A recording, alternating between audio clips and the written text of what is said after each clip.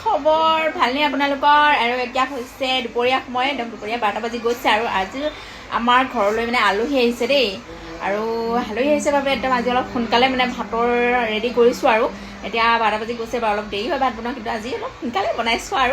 আৰু আজি বনাই আছোঁ আমি দুইজনে যিহেতু আজি পংকজ বৰ্তমান এতিয়ালৈকে ঘৰতে আছে মানে আৰু কোন আলহী আছে একেবাৰে জনাম বাৰু আপোনালোকক এইফালে আলহী খুৱাবলৈ বুলি আনিছোঁ ৰৌ মাছ আৰু ভোল ৰৌ মাছ আৰু বিলাহী দি এনেকৈ উতলাই থকা হৈছে বকবককৈ উতলি আছে আৰু এইফালে মাছৰ তেল থাকি গ'ল মানে এইবিলাক মানে অকণমান কাঢ়ি থৈ দিছোঁ পিছত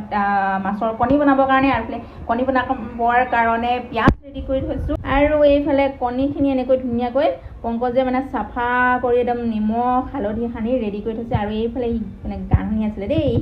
আৰু এইটো হৈছে পংকজ কি কৰিছে শালমইনা কৈছে আছা নেকি এনে চাই আছে বোলে